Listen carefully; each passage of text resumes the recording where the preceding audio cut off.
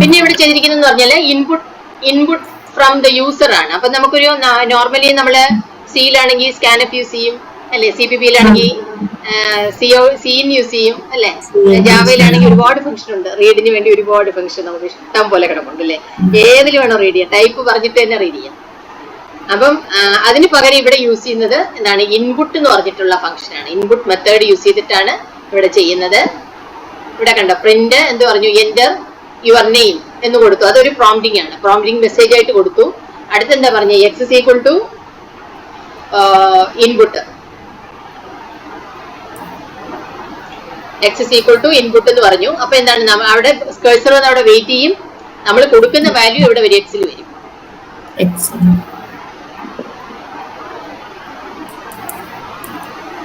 അതിനുശേഷം താഴെ പ്രിന്റ് ചെയ്തേക്കുന്നത് എന്താ, പ്രിന്റ് ഡബിൾ കോട്ട്സിനകത്ത് എന്ത് കൊടുത്തു, ഹലോ കൊടുത്തിട്ട് എന്താ ചെയ്തേ, നമ്മൾ കൊടുത്ത വേരിയബിളിനെ കൂടെ അവിടെ പറഞ്ഞു കഴിഞ്ഞാല് നമ്മളിപ്പോ ശ്രീ എന്നാണ് കൊടുത്തെങ്കിൽ ഹലോ ശ്രീ എന്നവിടെ പ്രിന്റ് ചെയ്ത് കാണിക്കും. ഇതിനകത്ത് ജാവയിൽ കണ്ടില്ലേ, ഓർമ്മയുണ്ടോ, റീഡ് ലൈൻ ഫംഗ്ഷൻ ഓർമ്മയുണ്ടോ?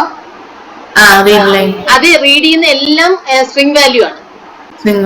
എന്നിട്ട് നമുക്ക് ഏത് ടൈപ്പിലോട്ട് വേണോ നമ്മൾ അതിനെ ഇന്റിജർ പാഴ്സിന്റ് പറഞ്ഞിട്ട് കൺവേർട്ട് ചെയ്യും.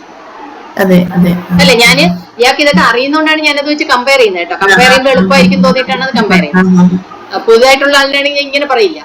ഓക്കെ, അപ്പൊ നമ്മള് റീഡ് ലൈൻ ഫംഗ്ഷൻ പറയുന്ന സമയത്ത് എല്ലാം റീഡ് ചെയ്യുന്ന എന്താണ്, സ്ട്രിംഗ് വാല്യൂ ആണ്. അപ്പൊ ഇന്റിജർ വേണമെങ്കിൽ ഇന്റിജറിലോട്ട് കൺവേർട്ട് ചെയ്യണം, ഫ്ലോട്ട് വേണമെങ്കിൽ ഫ്ലോട്ടിലോട്ട് കൺവേർട്ട് ചെയ്യണം അല്ലെ. അതുപോലെ ഇവിടെയും ഇൻപുട്ടിൽ റീഡ് ചെയ്യുന്ന എല്ലാം എന്തായിരിക്കും, സ്ട്രിംഗ് ആയിരിക്കും.